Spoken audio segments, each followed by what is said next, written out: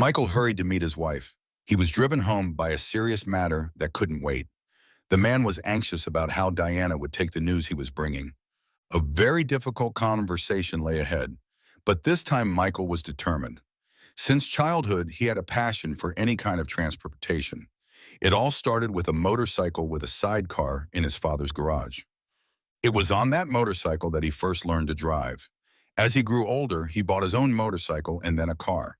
He loved the feeling of freedom behind the wheel and wasn't afraid of any weather. For 20 years, Michael worked as a truck driver, remaining loyal to his company and colleagues.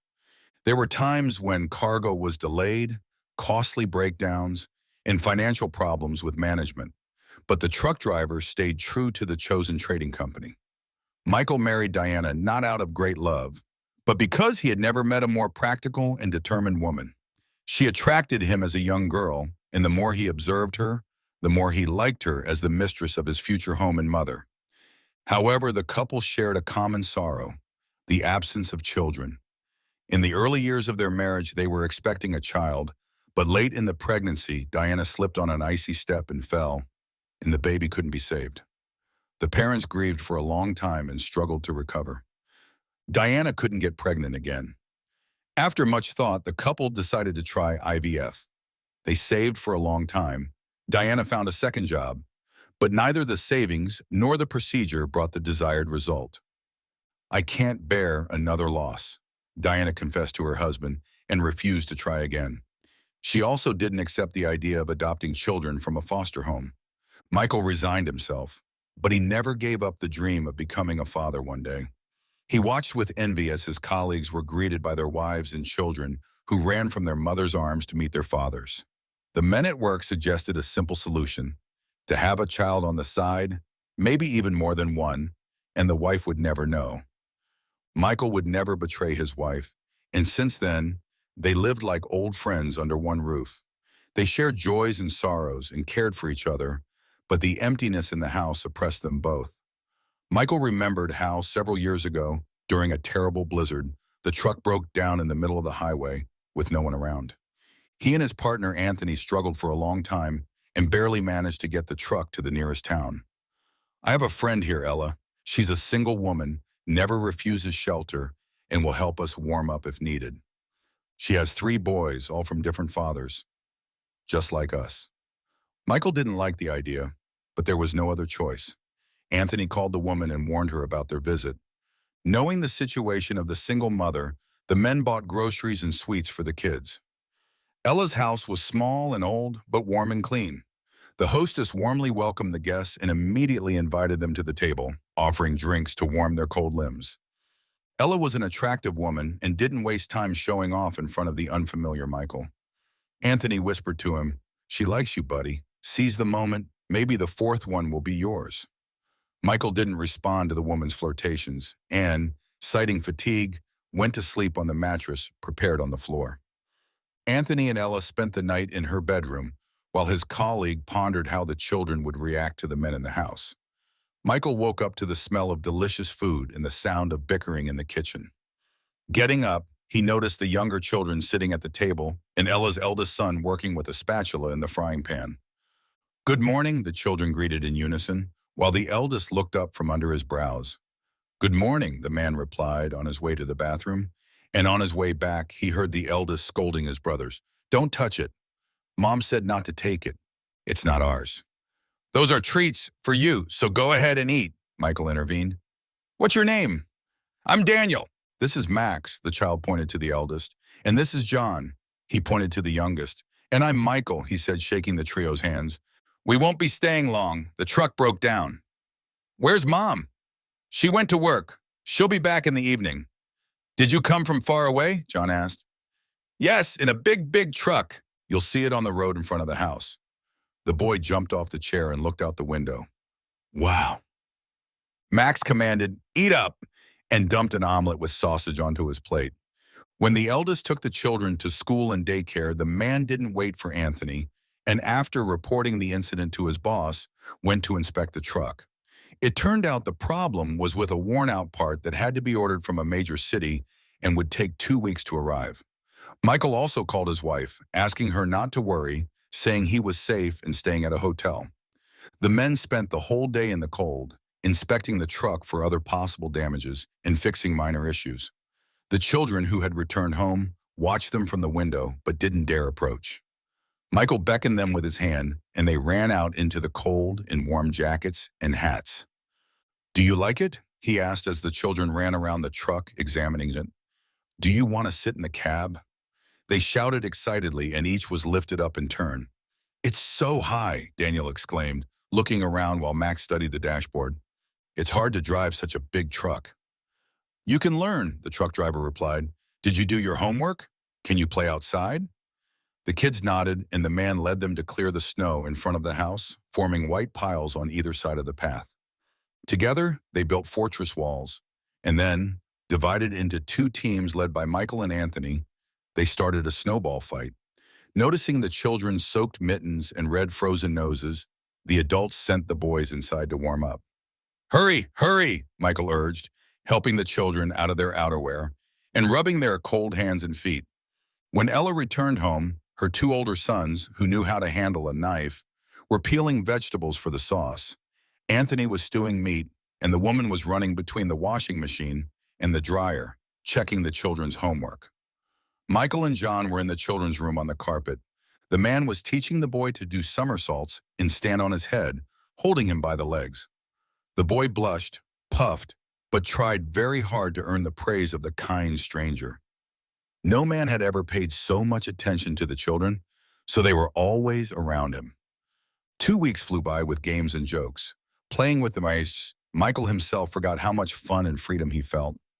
He taught the brothers to play hide and seek, and now they constantly asked him to be it, and ran around the house when he approached. Max quickly softened toward the man. He understood more than the younger ones about his mother's relationships with the visitors, so he felt threatened and jealous when the woman pushed the children aside as soon as a man appeared at the door. Every day, Michael made it a rule to go over theorems and geometry problems with Max, trying to explain the concepts to the boy, and at the end of the lesson, he saw results. On weekends, Ella's family, along with the guests, went closer to the forest and sledded down the hill with other city children. Michael even recorded a few videos as a keepsake.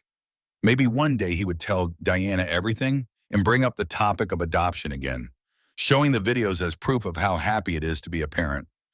When the ordered part for the truck was replaced, it was time to move on. The children had grown so attached to Michael that they didn't want to let him go and asked if he could stay with them. But Michael couldn't, and the farewell was difficult. Ella's younger sons even cried. "I'll visit, so don't miss me," the truck driver promised, and waved to the children for a long time as he and Anthony drove away from the house. And the man kept his word. Whenever his route coincided, he tried to visit Ella's house to spend some time with the boys, bringing them joy and gifts. The boys grew up, and over 4 years, Michael noticed how they had changed. Max had grown almost as tall as him, developed a deep voice, and in the evenings, he gathered with the youth in secluded places away from parental eyes. Daniel played soccer and proudly showed the long-awaited guest his numerous awards from school competitions. John still ran around the streets with the neighborhood boys without a care and was more attached to his mother than the others. One day, shortly after meeting the children, Max unexpectedly called Michael, and he had to quietly leave the room so Diana wouldn't hear the conversation. "Uncle Mike," the teenager called through tears, "Mom died. They want to send us to a foster home. John might be adopted soon. We don't want to be separated. Please take us in. Save us. Please. Uncle Mike, we love you very much." In the background, the cries of the other two children could be heard, and Max's voice was so plaintive, so desperate, that Michael was ready to take them to his home right then and there. "Wait, Max, tell me everything, everything you know," Michael said. It turned out that there had been an explosion at the factory where Ella worked, and many people were injured. Ella's children had no other relatives and were left alone in the world at the mercy of fate. The local child welfare authorities were already deciding on placing the children in a foster home. Michael calmed the boy, saying he would start figuring everything out right away and would stay in touch. The truck driver didn't go into details with his wife, only saying as he rushed out, "An urgent matter came up. Don't wait for me for dinner, maybe not even for the night."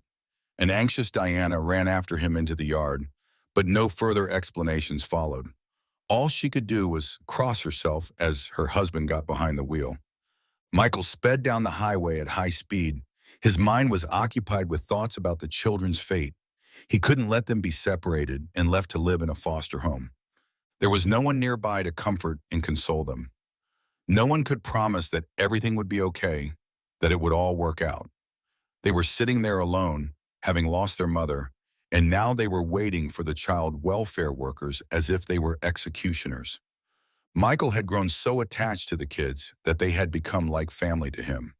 He would tell Diana everything, insist on adoption, because he wouldn't forgive himself if he didn't fight for them. Once he arrived, the truck driver contacted the representatives from the foster home handling Ella's children. He asked how they were, where they were, and requested an address for a meeting. He explained his family situation and begged them not to place the brothers anywhere until he called back. Returning to his hometown, Michael stopped at the doorstep of his house, gathered his courage, and went to confess everything to his wife. Diana was horrified, mistaking the three orphaned boys for her husband's biological children, and screamed, "Are you crazy? How could you? Do you think it wasn't painful for me all these years?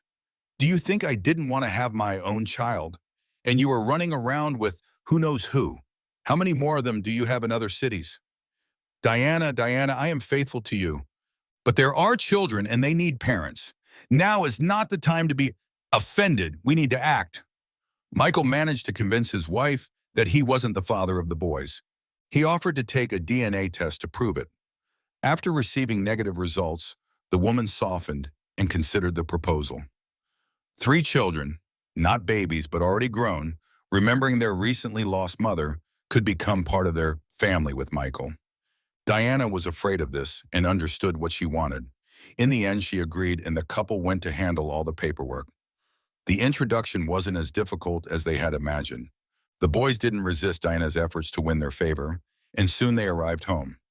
"Well, boys, now you'll be living here." Michael patted the boys on the back, encouraging them to come inside. Now Diana had more work to do. The house was constantly noisy, but the boys helped as much as they caused mischief. It was amazing how well behaved they were and how lucky they felt. Later, the woman admitted to her husband that she had never felt happier than when she realized she was now the mother of three boys. If you enjoyed the story, please support me by clicking the thumbs up button. And to stay updated on new interesting stories, click the bell when you subscribe.